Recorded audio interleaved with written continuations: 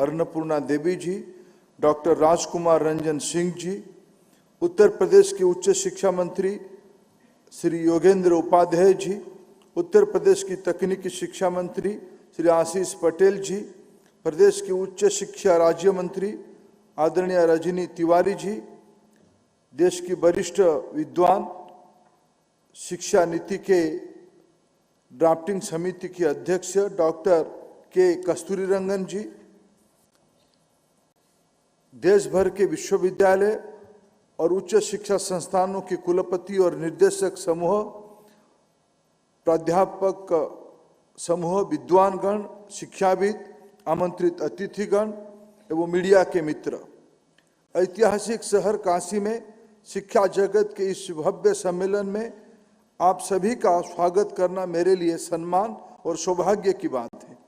इसीलिए मैं इस शाश्वत शहर के आराध्य काशी विश्वनाथ की चरण में विनम्र प्रणाम करते हुए अपनी बात आरंभ करता हूँ।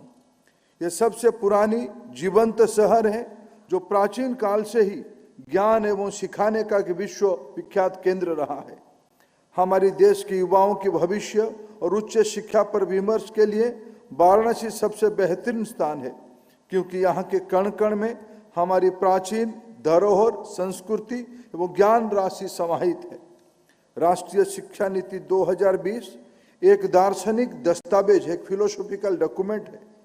मेरा मानना है कि संविधान के बाद NEP 2020 एक ऐसा दस्तावेज है जिसे देश भर में कई स्तर पर विचार विमर्श, चर्चा, जन भागीदारी और संवाद के बाद आकार दिया गया है।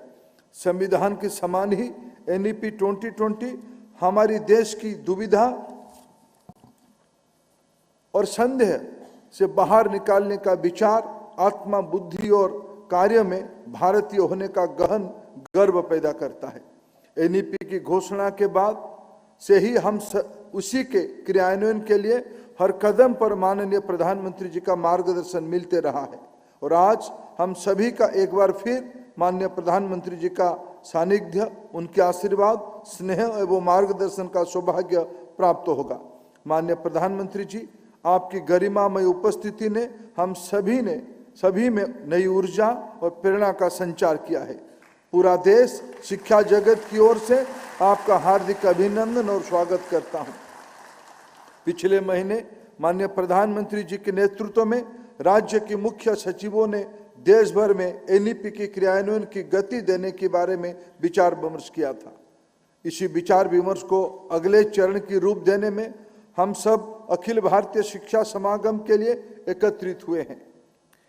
इस 3 दिनों में आप सभी को कुछ विषय पे गहन विचार विमर्श करने के लिए अनुरोध करता हूं कि हम अपने समय की जरूरत के अनुसार अपने छात्रों के सही मायने में ज्ञान और कौशल्य दे रहे हैं। क्या हमारी पाठ्यक्रम हमारे युवाओं की आकांक्षा को अनुरूप है? क्या हमें अपनी कैरिकुलम, कोर्स और उच्च शिक्षा, कौशल तथा अनुसंधान के प्रति दृष्टिकोण में व्यापक परिवर्तन की आवश्यकता है? NEP 2020 हमें यथास्थिति और कठोरता को तोड़ना तथा प्रगतिशील मानसिकता को तथा साथ अपने राष्ट्र के जीवन में परिवर्तनकारी बदलाव की ओर बढ़ाने का अवसर प्रदान करती है। हमारे देश में 15 से 25 आयु वर्ग में दुनिया की सबसे बड़ी युवा आबादी है, यानी लगभग 25 करोड़ आबादी है। यह डेमोग्राफिक डिविडेंड हमारे पास ज्यादा समय नहीं रहेगा, हमारे पास 25 साल ही रहेगा, जिसे हमें अमृतकाल भी कहते हैं। ये सुनिश्चित करने के लिए हम सब युवा की ऊर्जा, क्षमता और पूरी तरह से उपयोग कैसे करें और ज्ञान तथा शिक्षा के क्षेत्र में पूरी दुनिया का नेतृत्व करें, यही NEP 2020 की दिशा दर्शन है। विश्वविद्यालय और उच्च शिक्षा संस्थान ने केवल विद्यार्थी और शिक्षकों के जीवन की बेहतरी बनाने के लिए नहीं है, बल्कि एक राष्ट्र में सभी जीवन के कल्याण के लिए उद्दिष्ट है। हमारी राष्ट्र की ज्ञान परंपरा की जड़ें कई सदियों गहरी है और NEP इसी भारतीय ज्ञान परंपरा की आधार पर मजबूत नींव स्थापित करके देश की शिक्षा व्यवस्था को भविष्य की स्वर्णिम आकार देना चाहती है। 21वीं सदी ज्ञान की सदी है। भारत सबसे पुरानी सभ्यताओं में एक है और एक ज्ञान समाज के रूप में उभरती अर्थव्यवस्था को समृद्ध भविष्य की ओर ले जाने में कैप्टन बनना स्वाभाविक है। देश युवाओं को केवल जॉब सीकर के रूप में संतुष्ट देखने की बजाय भविष्य में जॉब क्रिएटर्स के रूप में देखना चाहती है। बंधी बंधाई अथवा स्थापित सीमाओं में आगे बढ़ना, पुशिंग द बाउंड्रीज, असंभव का सपना देखना, ड्रीमिंग ऑफ इम्पॉसिबल, और फिर उसे पूरा करना ही भविष्य की सफलता की कुंजी है। देश की सकारात्मक सोच साथ व्यापक परिवर्तन की चाह रखने वाले युवाओं की जरूरत है, जो किसी भी स्थिति में समझौता करने की बजाय उसे बदलने की साहस रखते हैं। इसी भव्य अखिल भारतीय शिक्षा समागम में उपस्थित लोगों की यह जिम्मेवारी है कि वो यह सुनिश्चित करें कि सकारात्मक सोच एवं ज्ञान की दुनिया में शिखर पर जाने की यह इच्छा निरंतर रहे और भविष्य के लिए भारत के पथ को रोशन करने के लिए मशाल के रूप में कार्य करें। तो हमें यहाँ वाराणसी जैसे सबसे पवित्र शहर में एनईपी क्रियान्वयन और हमारा देश के जीवन में परिवर्तनकारी बदलाव लाने की कोई कसर नहीं छोड़ने का संकल्प लेना चाहिए। जय भारत। धन्यवाद।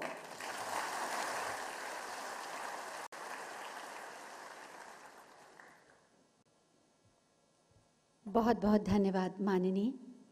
सेवा, सुरक्षा और सुशासन के प्रति समर्पित हैं माननीय मुख्यमंत्री माननीय श्री योगी आदित्यनाथ जी, जो विकास के नए आयामों और नए कीर्तिमानों के साथ उत्तर प्रदेश की नई परिभाषा गढ़ रहे हैं। सौभाग्य है हमारा कि इस महत्वपूर्ण समागम के आयोजन का सौभाग्य उत्तर प्रदेश को, हमारी काशी को मिला। मैं बहुत ही आदर के साथ माननीय मुख्यमंत्री महोदय से अनुरोध करूंगी कि इस अवसर पर अपना उद्बोधन दें।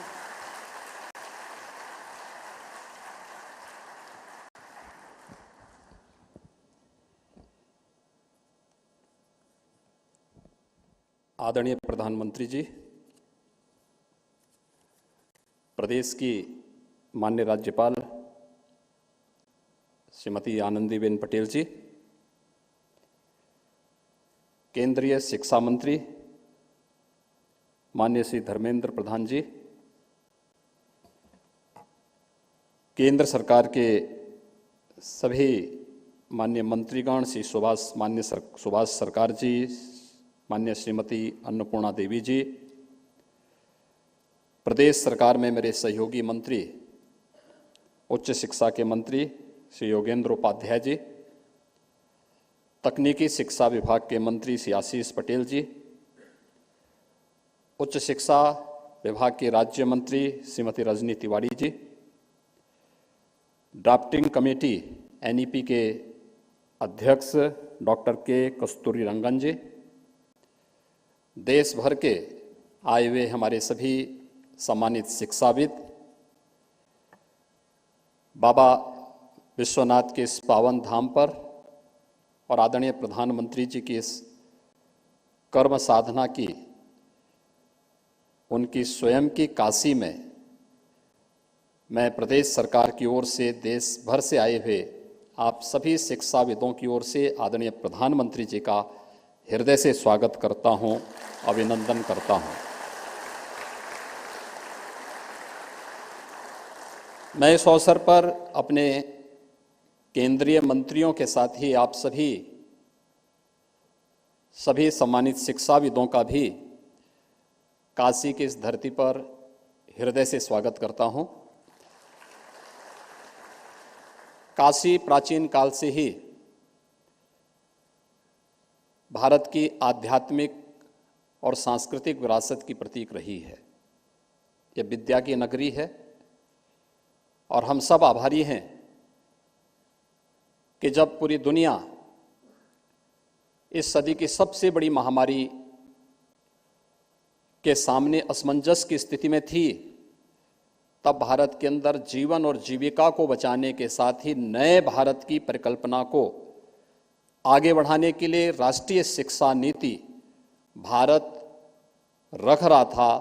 देश के अपनी वर्तमान और भावी पीढ़ी के लिए प्रस्तुत कर रहा था।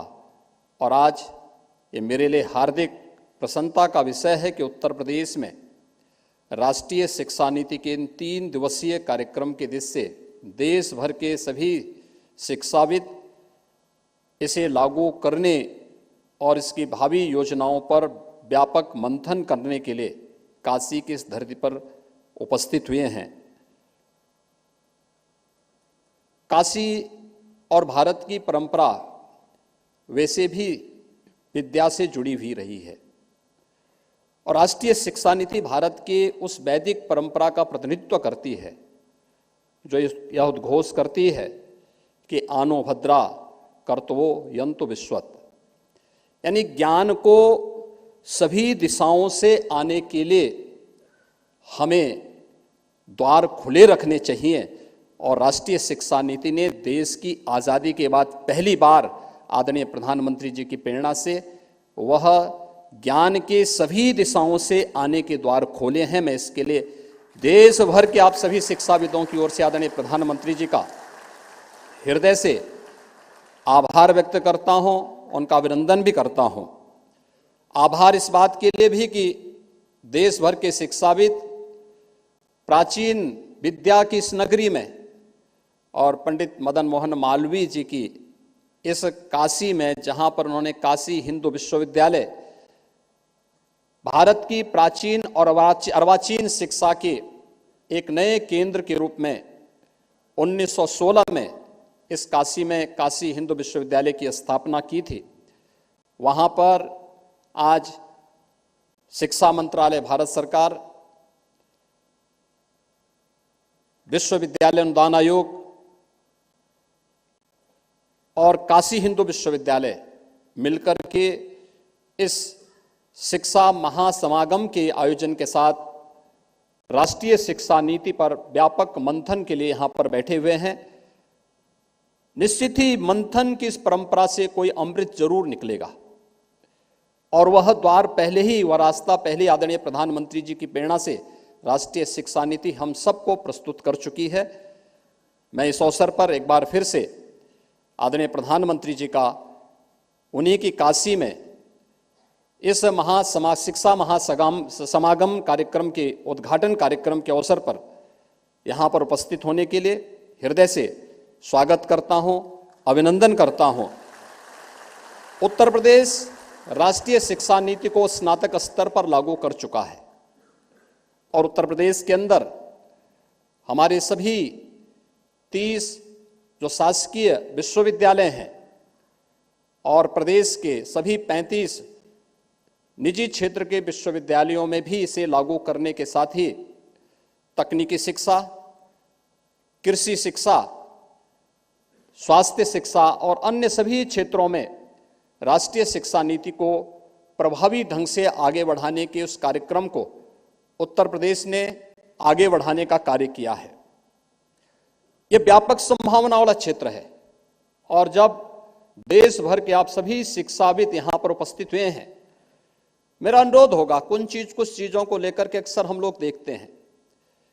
एक, हमारे महाविद्यालय विश्वविद्यालयों को, शिक्षा के केंद्रों को स्थानीय परिस्थिति के अनुरूप नवाचार और शोध के लिए अपने आप को तैयार करना होगा।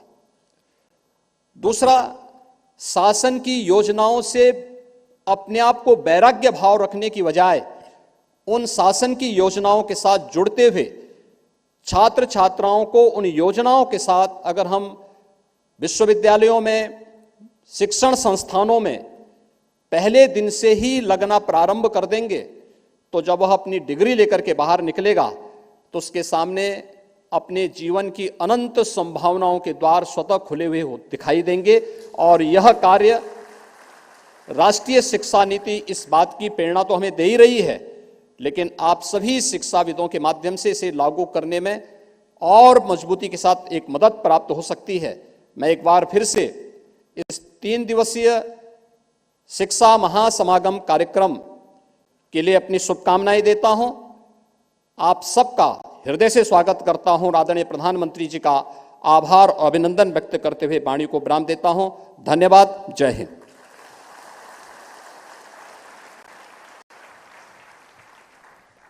बहुत बहुत धन्यवाद माननीय, आपके प्रेरणादायी उद्बोधन के लिए।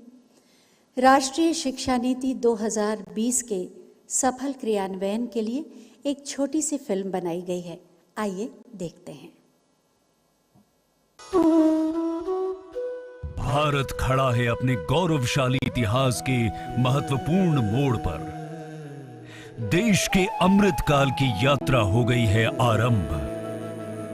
हमारे युवा अपने सपनों और आकांक्षाओं को मूर्त रूप देने के लिए हैं आतुर। इन्हीं सपनों को साकार करने के लिए जुलाई 2020 में प्रधानमंत्री श्री नरेंद्र मोदी जी के नेतृत्व में राष्ट्रीय शिक्षा नीति लॉन्च की गई थी।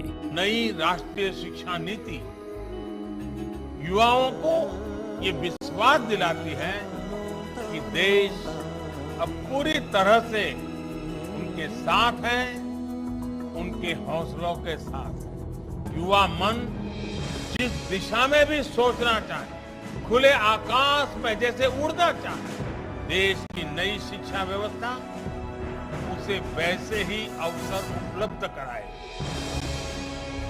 इस नीति के क्रियान्वयन ने देश के युवाओं में एक नया जोश भर दिया है। एकेडमिक बैंक ऑफ क्रेडिट और मल्टीपल एंट्री एग्जिट की व्यवस्था से उन्हें पहली बार अपनी पसंद और सुविधा के अनुसार पढ़ने का मौका मिला है। ऑनलाइन एवं ओपन डिस्टेंस लर्निंग का विस्तार हुआ है। 75,000 विद्यार्थियों को गति शक्ति के तहत प्रशिक्षण दिया जा रहा है। इनोवेशन एवं स्टार्टअप, शिक्षा में मल्टीलिंगुअलिटी के प्रचार प्रसार पर जोर दिया जा रहा है। 2 वर्षों में लाए गए इन सुधारों को कई राज्यों ने, कई संस्थानों ने लागू कर दिया है। अब देश भर के शिक्षाविद और नीति निर्माता इस बात पर विमर्श कर रहे हैं कि इन सुधारों को और गति कैसे दी जाए। पिछले महीने प्रधानमंत्री श्री नरेंद्र मोदी जी के नेतृत्व में राज्यों के मुख्य सचिवों ने इस विषय में चर्चा की। अब इसी चर्चा की अगली कड़ी के रूप में आज वाराणसी में 3 दिवसीय अखिल भारतीय शिक्षा समागम का उद्घाटन हो रहा है। प्रधानमंत्री श्री नरेंद्र मोदी जी समागम में उपस्थित होने वाले वाइस चांसलर्स, IIT, IIM के निदेशक तथा देश भर के शिक्षाविदों, नीति निर्माताओं को नीति के क्रियान्वयन के विषय में मार्गदर्शन करेंगे। प्रदेश की माननीय राज्यपाल महोदया, माननीय मुख्यमंत्री, भारत के शिक्षा मंत्री समागम में भाग लेंगे। इस चर्चा से नीति के क्रियान्वयन को नई दिशा, नई ऊर्जा मिलेगी और युवाओं के सपनों को मिलेगी ऊंची उड़ान।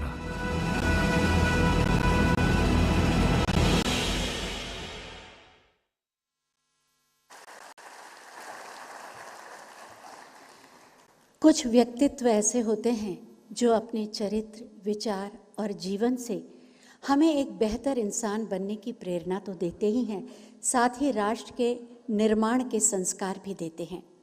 मानवीय मूल्यों में विश्वास भी जगाते हैं और अपनी ज़मीन से जुड़कर आसमान को छूने का साहस और बल भी देते हैं। ऐसे ही व्यक्तित्व का दूसरा नाम है श्री नरेंद्र मोदी, हमारे माननीय प्रधानमंत्री जी, जिनका उद्बोधन हर बार हमें एक नई अंतर्दृष्टि और दिशा देता है। मैं बहुत ही आदर के साथ माननीय प्रधानमंत्री महोदय से अनुरोध करूंगी कि राष्ट्रीय शिक्षा नीति के सफल क्रियान्वयन के लिए हमारा मार्गदर्शन करें। जोरदार तालियों से एक बार पुनः उन्हें नमन।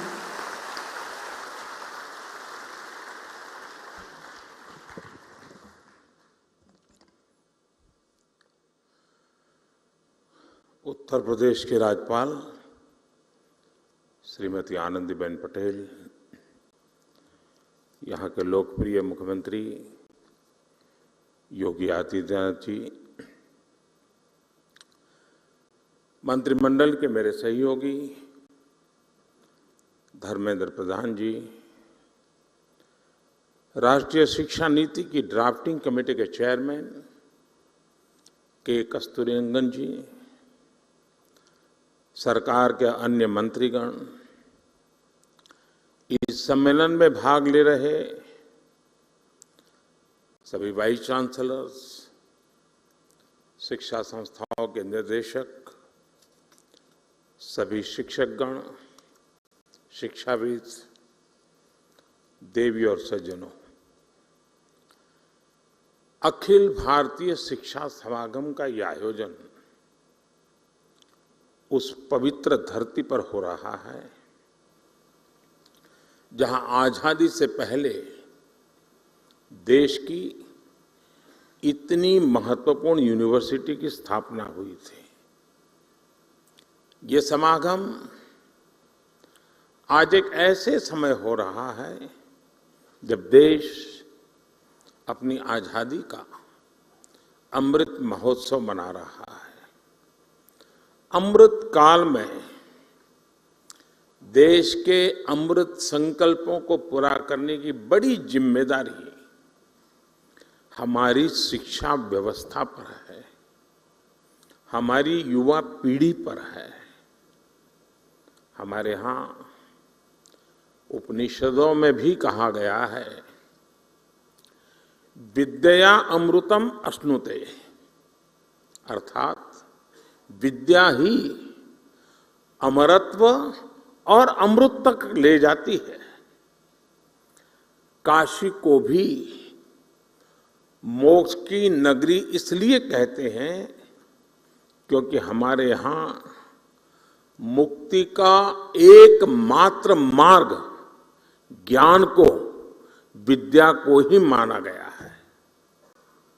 और इसलिए शिक्षा और शोध का, विद्या और बोध का इतना बड़ा मंथन जब सर्व विद्या के प्रमुख केंद्र काशी में होगा तो इससे निकलने वाला अमृत अवश्य देश को नई दिशा देगा।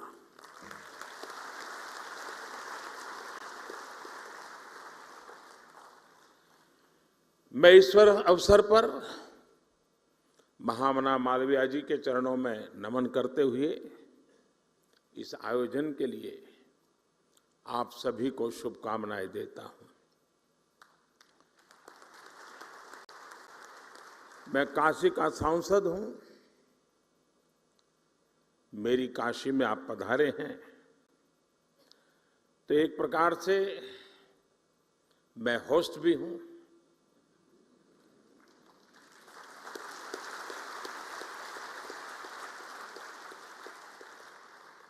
आप इन सब के साथ साथ मेरे भी मेहमान हैं।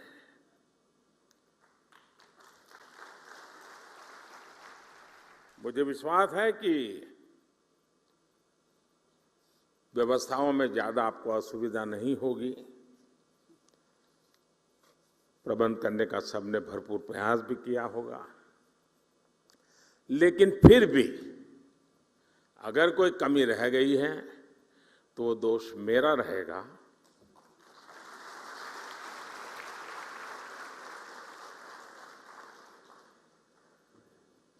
और एक होस्ट के नाते कोई भी आपको असुविधा हो जाए तो उसकी क्षमा मैं पहले से मांग लेता हूं। साथियों, मैं अभी एक कार्यक्रम करके आ रहा हूं। यहां मध्याह्न भोजन के लिए एक सेंट्रलाइज किचन का काम था, लेकिन वहां मुझे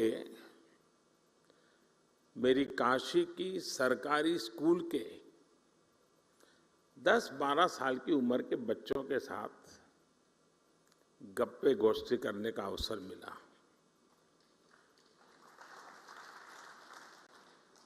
और वहां से निकल करके यहां आया हूं।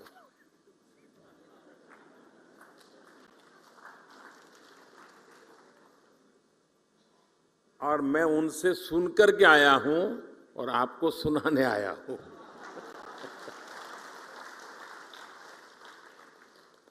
और मुझे कहना होगा, और मैं तो चाहूंगा जब मैं अगली बार आऊंगा तो जिस स्कूल के बच्चों से आज मुझे मिलना हुआ है, मैं उनके जो टीचर्स हैं उनको मिलना चाहूंगा।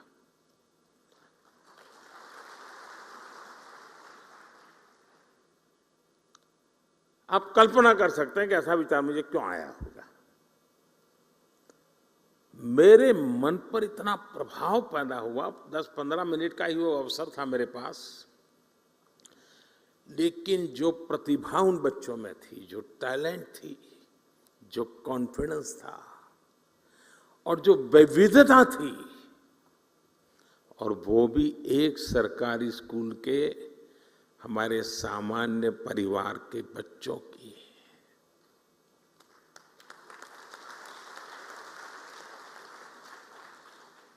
जो टैलेंट वो बच्चे वहां प्रस्तुत कर रहे थे, आपके परिवार में भी अगर आपका पोता नाती अगर ऐसी टैलेंट आपके सामने रखेगा, तो जब भी मेहमान घर में आएंगे आप उसको खड़ा कर देंगे, जरा देखो मेहमान आए वो तुम सुनाओ। मेरा कहने का तात्पर्य है कि वर्तमान पीढ़ी का ये सामर्थ्य, उनकी क्षमता, जब वो आप जहां हैं वहां पहुंचेंगे, पद पे नहीं, उस इंस्टीट्यूट में, आप तो नहीं होंगे, आप ऐसे इंस्टीट्यूट बना के जाएंगे कि इस प्रतिभा के बच्चे आने वाले दिनों में आने वाले हैं, उनको वहां कमी नजर ना आए। ये काम सबसे बड़ा आपके जिम्मे है।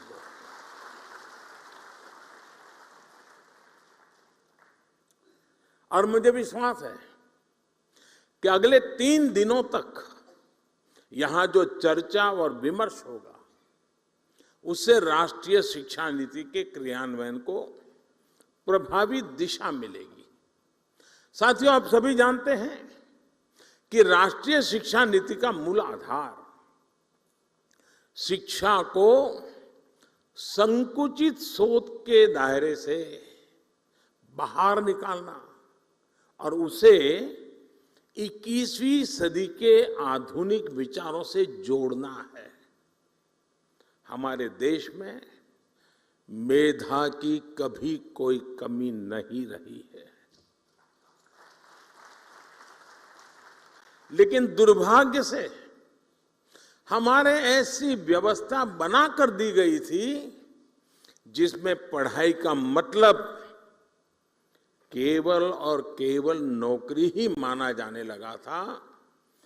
शिक्षा में ये विकार गुलामी के कालखंड में अंग्रेजों ने अपनी जरूरतों को पूरा करने के लिए अपने लिए एक सेवक वर्ग तैयार करने के लिए किया था।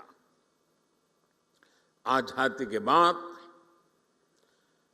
इसमें थोड़ा बहुत बदलाव हुआ भी, लेकिन बहुत सारा बदलाव रह गया। अब अंग्रेजों की बनाई व्यवस्था कभी भी भारत के मूल स्वभाव का हिस्सा नहीं थी और न हो सकती है।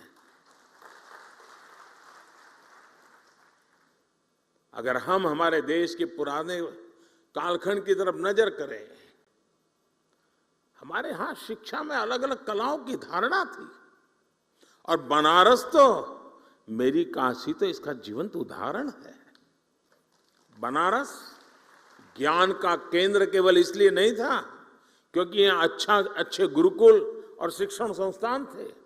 बनारस ज्ञान का केंद्र इसलिए था क्योंकि यहाँ ज्ञान और शिक्षा बहुआयामी, मल्टी सेक्टरल थी। शिक्षा में यही विविधता हमारी शिक्षा व्यवस्था का भी प्रेरणा स्रोत होनी चाहिए। हम केवल डिग्री धारक युवा तैयार न करें, बल्कि देश को आगे बढ़ने के लिए जितने भी मानव संसाधनों की जरूरत हो, हमारी शिक्षा व्यवस्था वो देश को उपलब्ध कराएं, देश को दे। इस संकल्प का नेतृत्व हमारे शिक्षकों और शिक्षण संस्थानों को करना है। हमारे शिक्षक जितनी तेजी से इस भावना को आत्मसात करेंगे, छात्र छात्राओं को, देश के युवाओं को उतना ही ज्यादा, देश के आने वाले भविष्य को भी उतना ही ज्यादा लाभ होगा। साथियों, नए भारत के निर्माण के लिए नई व्यवस्थाओं का निर्माण, आधुनिक व्यवस्थाओं का समावेश उतना ही जरूरी है जो पहले कभी नहीं हुआ, जिन लक्ष्यों को पाने की देश ने कल्पना भी नहीं करता था, वो आज के भारत में हकीकत हमारे सामने निर्माण हो रही है। अब आप देखिए, कोरोना की इतनी बड़ी महामारी से हम न केवल इतनी तेजी से उभरे, बल्कि आज भारत दुनिया की सबसे तेजी से बढ़ रही बड़ी अर्थव्यवस्थाओं में एक है। आज हम दुनिया के तीसरे सबसे बड़े स्टार्टअप इकोसिस्टम है।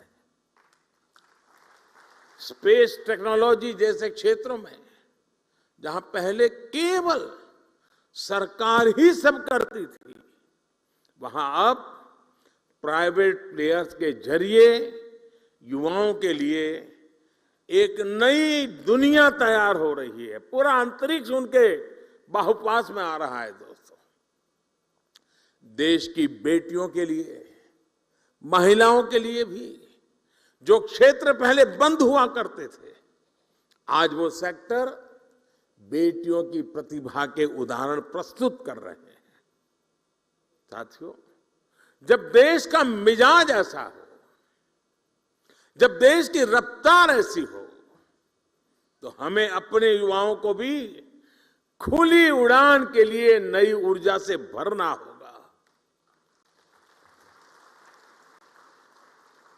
अभी तक स्कूल, कॉलेज और किताबें ये तय करते आए थे कि बच्चों को किस दिशा में जाना है, लेकिन राष्ट्रीय शिक्षा नीति के बाद अब युवाओं पर दायित्व और बढ़ गया है, और इसके साथ ही हमारी भी ये जिम्मेदारी बढ़ गई है कि हम युवाओं के सपनों और उड़ान को निरंतर प्रोत्साहित करें, उसके मन को समझे, उसकी आकांक्षाओं को समझे, तभी तो खाद पानी डाल पाएंगे। उसे समझे बिना कुछ भी थोपने वाला युग चला गया है। दोस्तों, हमें इस बात का हमेशा ध्यान रखना होगा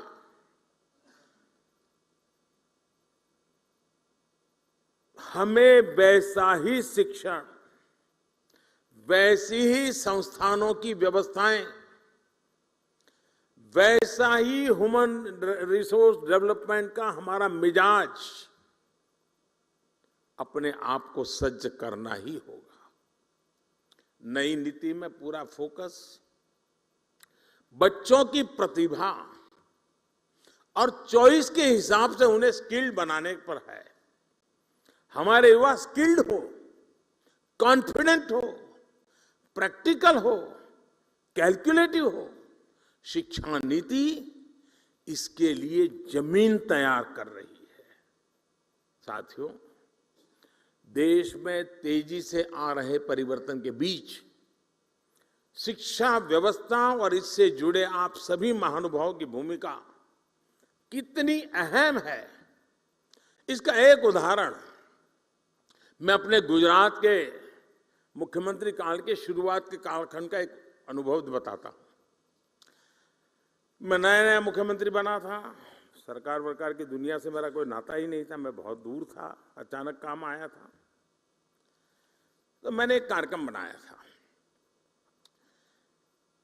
मेरे सभी सचिवों को मैंने कहा कि आप ही आपके डिपार्टमेंट के मुख्यमंत्री हैं, और मुझे बताइए 5 साल में आप अपने डिपार्टमेंट को कहां ले जाओगे, कैसे ले जाओगे, अचीव क्या करोगे, उससे गुजरात के सामान्य मानवी के जीवन को क्या लाभ होगा, उसका एक आपका विजन और पूरी डिटेल के साथ प्रेजेंटेशन कीजिए। ये मैंने सभी विभागों के सचिवों को कहा, और हर दिन शाम को 5 बजे सभी मेरी मंत्रिपरिषद के मंत्री और सभी सचिव हम बैठते थे, और एक सचिव आकर के अपने विभाग का पूरा प्रेजेंटेशन देते थे, फिर डिबेट होती थी। सभी सचिव, जो पहले भी कोई एग्रीकल्चर सचिव रहा होगा वो भी वहां बैठा हुआ है, सब लोग अपने अपने विचार रखते थे, डिबेट होती थी, हमारे मंत्री भी डिबेट करते थे। मैं सुनता रहता था, सीखने का प्रयास करता था। एक दिन, और ये कार्यक्रम मेरा करीब महीने भर चला था, और शाम को 5 बजे शुरू होता था, रात 10 बजे तो बड़ी मुश्किल से घर जाने की इजाजत मिलती थी। और बड़ा ही इंटेंस वो कार्यक्रम चला, और शायद हिंदुस्तान के इतिहास में पहली बार ऐसा हुआ होगा। तो मेरे यहां उद्योग के जगत के संबंधित प्रेजेंटेशन हुआ।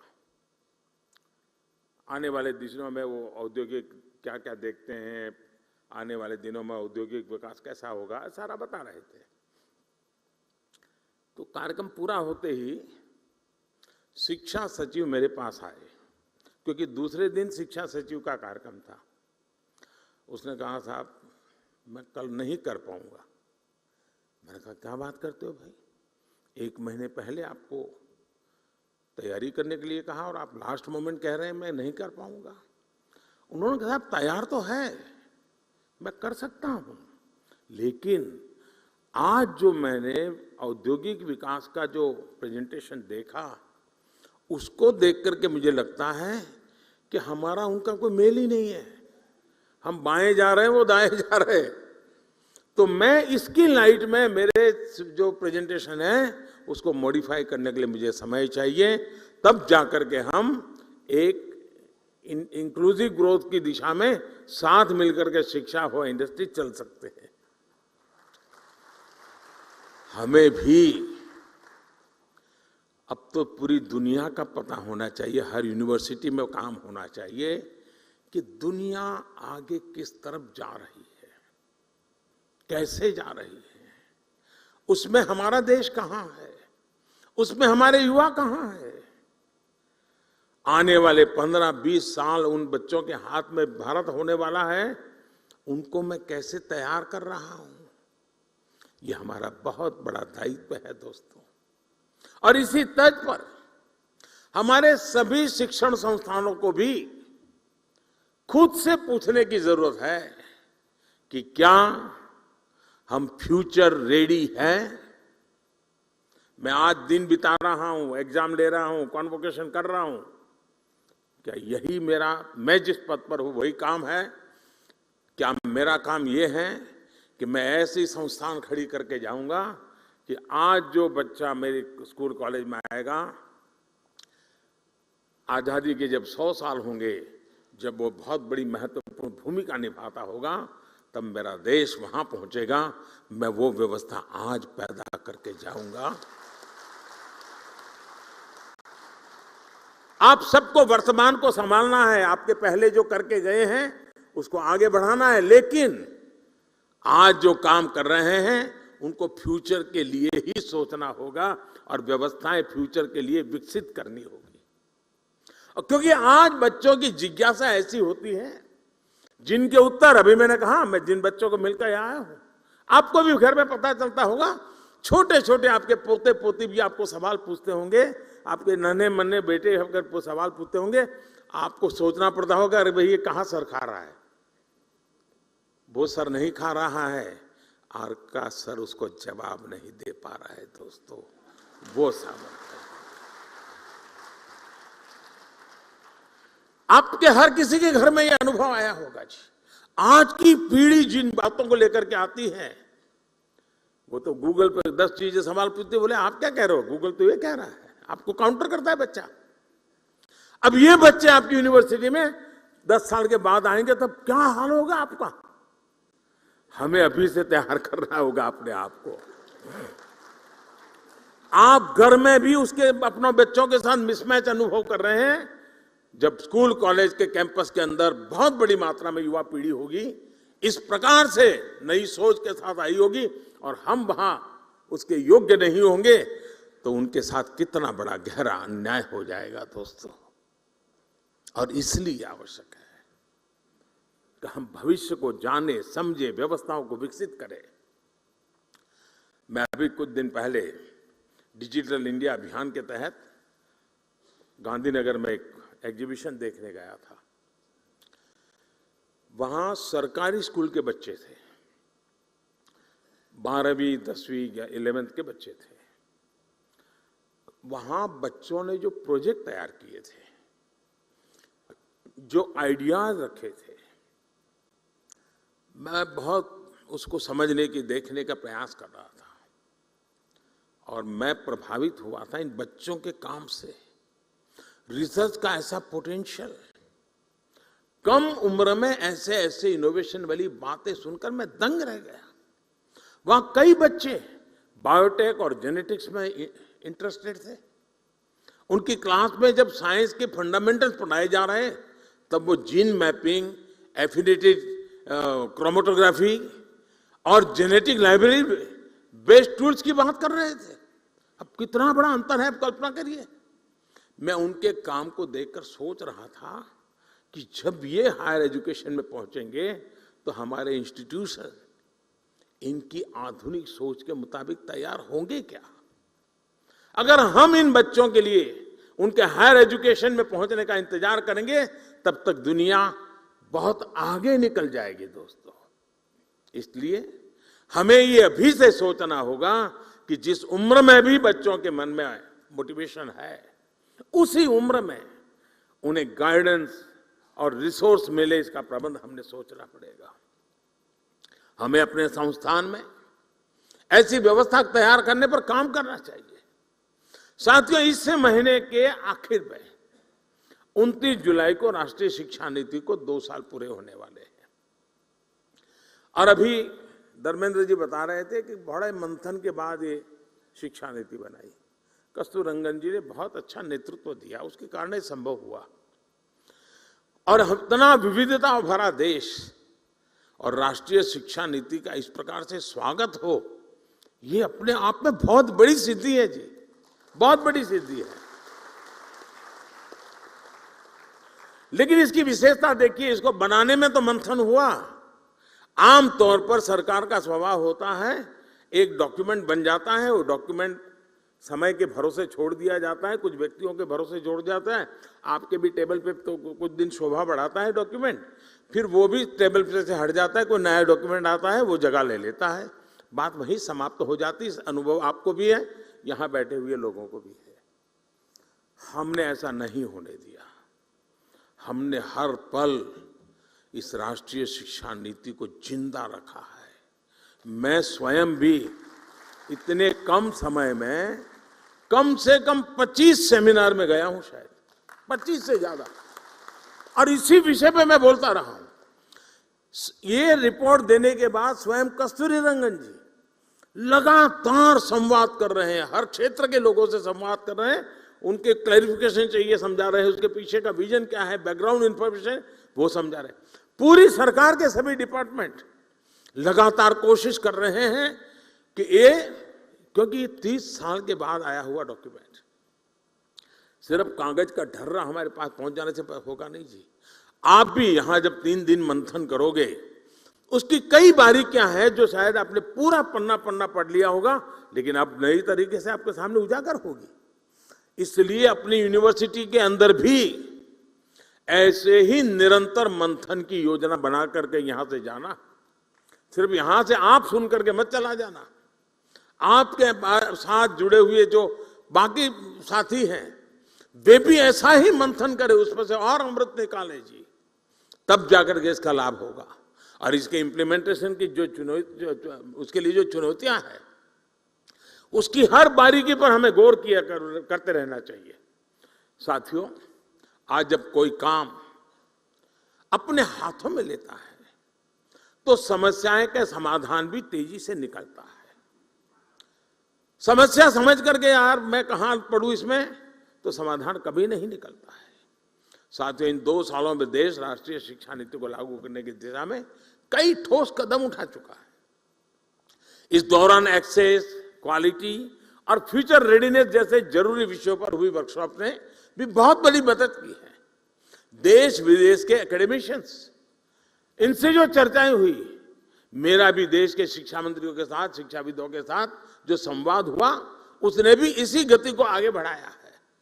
और अभी कुछ दिन पहले हमारे धर्मेंद्र जी ने देश भर के शिक्षा मंत्रियों को भी बुलाया था, जैसे आपके साथ चर्चा कर रहे हैं उनके साथ भी की थी। लगातार कोशिश हो रही है कि इन चीजों को हम 100% साकार कैसे कर पाए।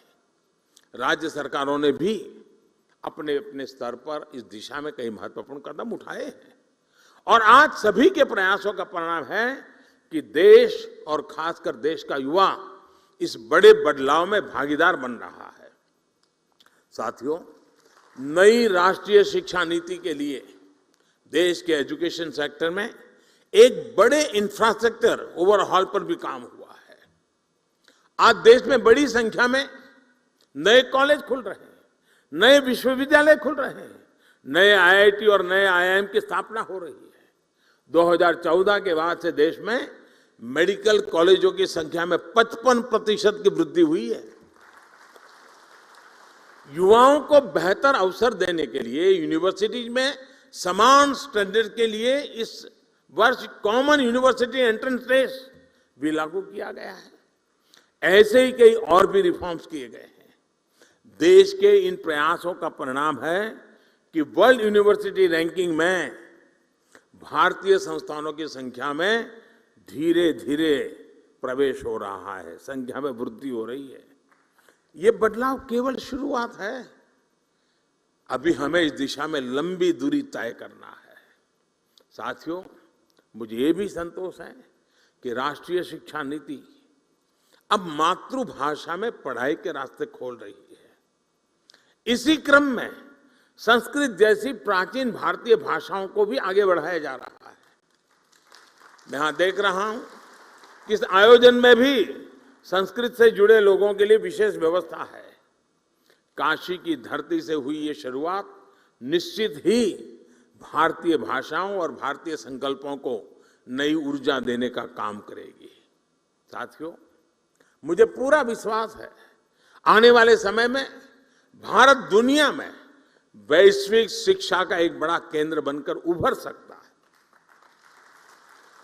भारत न केवल दुनिया के युवाओं के लिए एजुकेशन डेस्टिनेशन बन सकता है, बल्कि दुनिया के देशों में भी हमारे युवाओं के लिए नए अवसर बन सकते हैं। इसके लिए हमें अपने एजुकेशन सिस्टम को इंटरनेशनल स्टैंडर्ड्स पर तैयार करना होगा। इस दिशा में देश लगातार प्रयास भी कर रहा है। हायर एजुकेशन को इंटरनेशनल स्टैंडर्ड के हिसाब से तैयार करने के लिए नई दिशा निर्देश जारी किए गए हैं। करीब 180 उच्च शिक्षा संस्थानों में अंतर्राष्ट्रीय मामलों के लिए विशेष कार्यालय की स्थापना भी की गई है। मैं चाहूंगा कि आप सभी इसी दिशा में न केवल जरूरी विमर्श करें, बल्कि भारत के बाहर की व्यवस्थाओं से भी परिचित होने का प्रयास करें। ये नई व्यवस्थाएं भारत की शिक्षा व्यवस्था को अंतर्राष्ट्रीय अनुभवों से भी जोड़ने में मदद करेगी। साथियों, इन 3 दिनों में आप लोग अलग अलग सेशन में कई महत्वपूर्ण विषयों पर चर्चा करने वाले हैं। मैं चाहूंगा कि आपकी इस चर्चा से देश के लिए अलग अलग क्षेत्रों में नए रास्ते खुले, युवा पीढ़ी का मार्गदर्शन हो।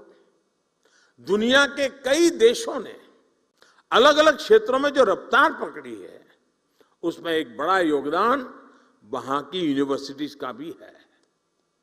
यूनिवर्सिटी लगातार सामाजिक, आर्थिक और वैज्ञानिक विषयों पर रिसर्च करती है, सरकार को सुझाव देती है। यही कल्चर, यही कार्य पद्धति हमें अपने यहां भी विकसित करने की जरूरत है।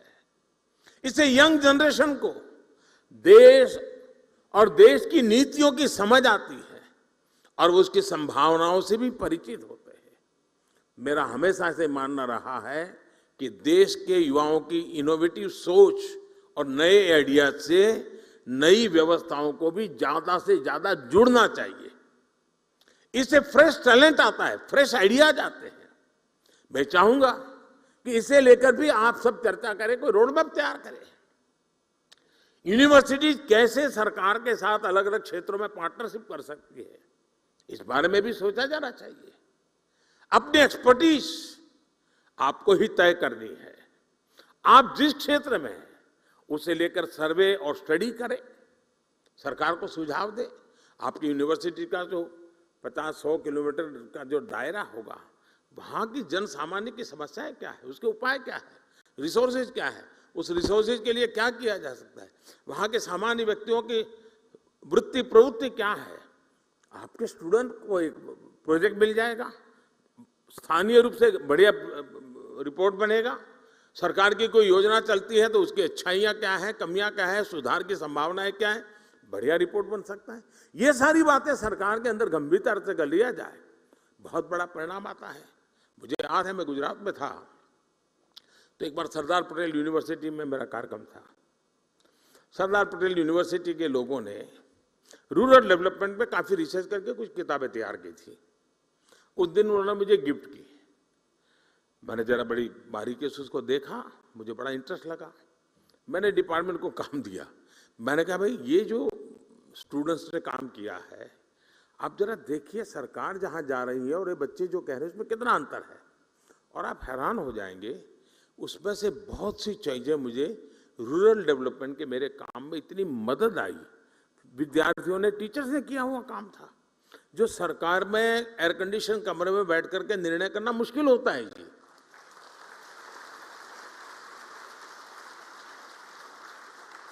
जो फील्ड में हमारी ये पीढ़ी जाती है वो बहुत ही अच्छा उसका अर्क निकाल करके ले आती है, और कुछ चीजों का कल्पना भर का लाभ हुआ हो ये भी ध्यान में आता है जी। और मुझे विश्वास है हमें उससे, अब जैसे हमारे यहाँ एग्रीकल्चर यूनिवर्सिटी है, अब एग्रीकल्चर यूनिवर्सिटी लैब में जो करती है कितना ही अच्छा काम करे, लेकिन उसको सर्टिफिकेट भी मिल जाए, इंटरनेशनल मैगजीन में उसका आर्टिकल भी छप जाए, उसको डिग्री भी मिल जाए, लेकिन वो तो मामला लैब में ही रह जाएगा। हमारे पास लैब टू लैंड का भी तो रोड मैप होना चाहिए ना। जो लैब में है वो लैंड पर भी तो उतरना चाहिए ना।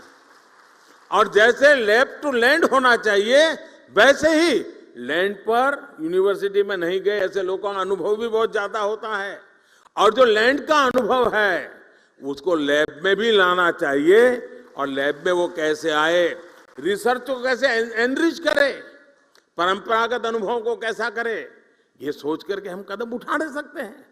इसी तरह हमारे यहाँ ट्रेडिशनल मेडिसिन, आयुर्वेद में हमारा ज्ञान, उसको कोई चुनौती तो आप भी नहीं करोगे, मैं भी नहीं करूंगा, लेकिन दुनिया के कई देश हैं जो आज ट्रेडिशनल मेडिसिन में हमसे आगे निकल रहे हैं जी। ऐसा इसलिए क्योंकि आज के समय में परिणाम और प्रमाण दोनों की जरूरत होती है। हम ये कहें कि भाई मैं ये जड़ी बूटी लेते हुए फायदा होता है, परिणाम मिलता है, लेकिन हम मान के चले और सभी यूनिवर्सिटी के तरफ मेरा कुछ न यहां से सुन करके जाए तो चलेगा, 2 शब्द मेरे सुन करके चल के जाइएगा और उस पर मंथन कीजिएगा।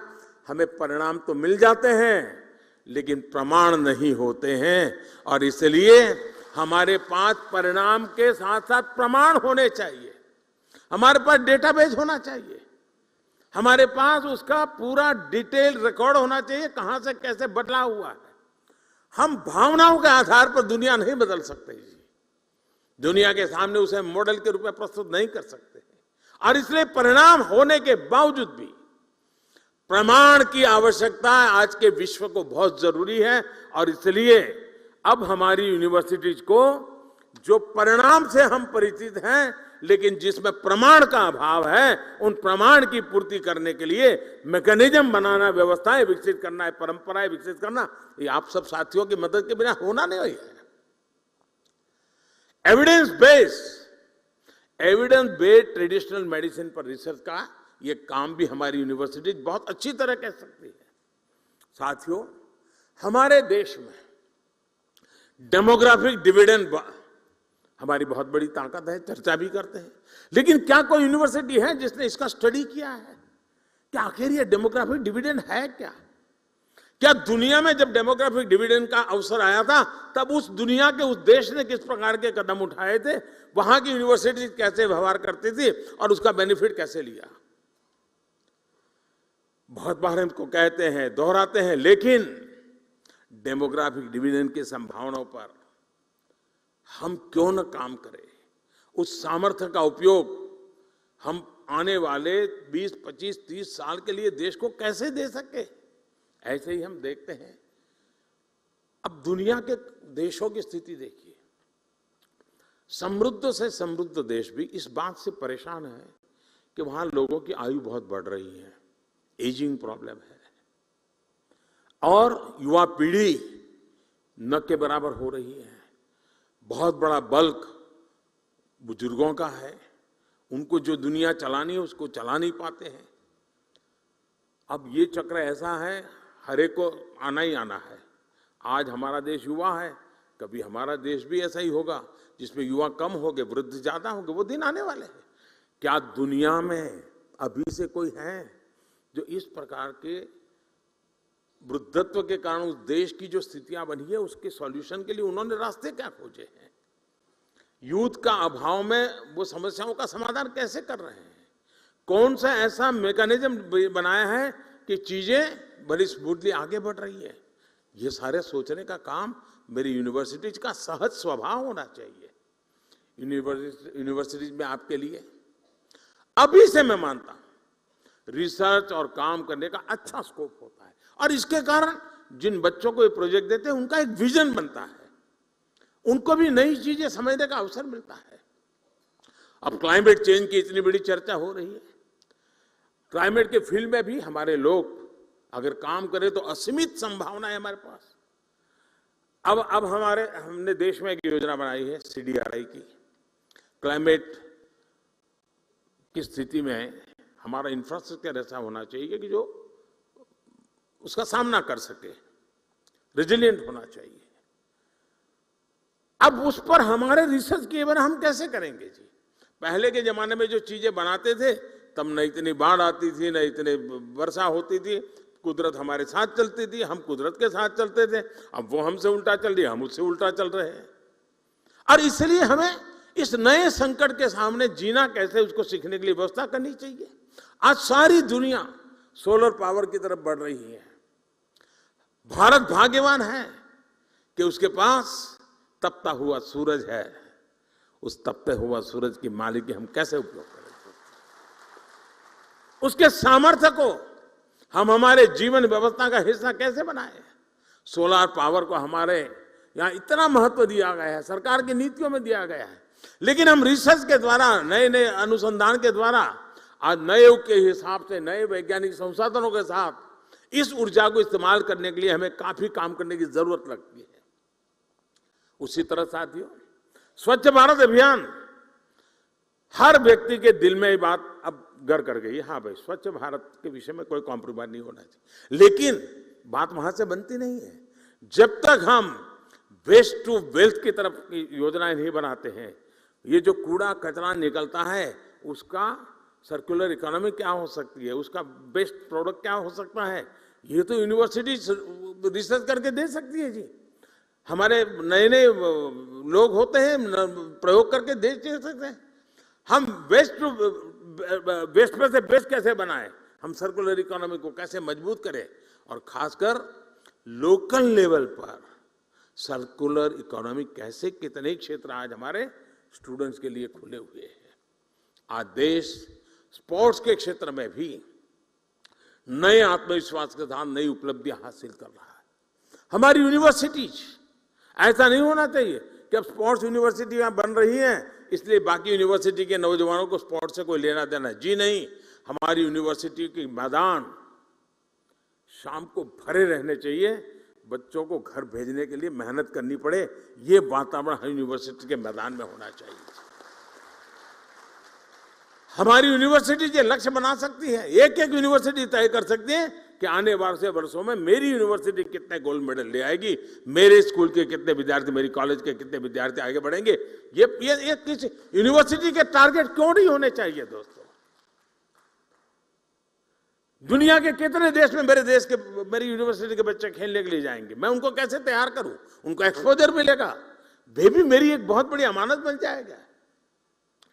साथियों, मैं स्ट्रे विचारों को इसलिए रख रहा हूं, अनगिनत संभावनाएं हैं, और राष्ट्रीय शिक्षा नीति ने आपके हाथ में अवसर दिया है जो पिछले वर्षों में हमारे पास नहीं था। इस राष्ट्रीय शिक्षा नीति का आया है, ये हमारा काम है उसको आगे बढ़ाए। साथियों, हम सबको याद रखना होगा कि देश के भविष्य निर्माण का राष्ट्रीय शिक्षा नीति का नेतृत्व आप सब साथियों के हाथ में है। मुझे विश्वास है कि अखिल भारतीय शिक्षा समागम में आपके मंथन से निकला अमृत, आपके सुझाव देश को एक नई दिशा देंगे। जिन नौजवानों के साथ आपका समय बीतता है, उनको वर्तमान के लिए नहीं, आने वाले कल के लिए तैयार करना है। अगर आने वाले कल के लिए तैयार करना है तो आपको आने वाले साल के लिए तैयार होना है। अगर आप आने वाले साल के लिए तैयार होते हैं तो आपकी इंस्टीट्यूट को आने वाले 100 साल के लिए तैयार करना है, तब जाकर के इस काम को प्राप्त कर सकते हैं। और उसी भाव को साथ आप लोग काशी की इस पवित्र धरती पे हैं, मां गंगा के तट पर विराजमान हैं।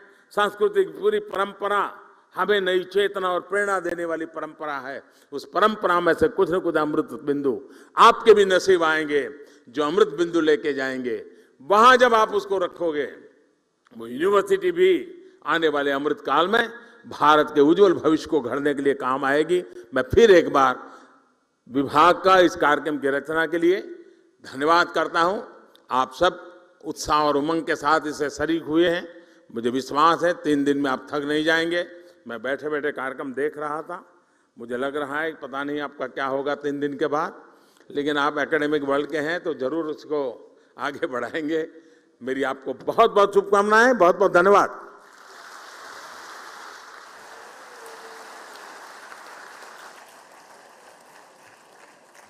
बहुत बहुत धन्यवाद माननीय प्रधानमंत्री जी, आपके प्रेरणादायी उद्बोधन और बहुमूल्य मार्गदर्शन के लिए। हमें विश्वास है आपके मार्गदर्शन से राष्ट्रीय शिक्षा नीति अपने लक्ष्यों को प्राप्त करेगी और युवाओं की अनंत संभावनाओं को असीमित द्वार मिलेंगे अभिव्यक्त होने के। बहुत बहुत धन्यवाद माननीय प्रधानमंत्री जी।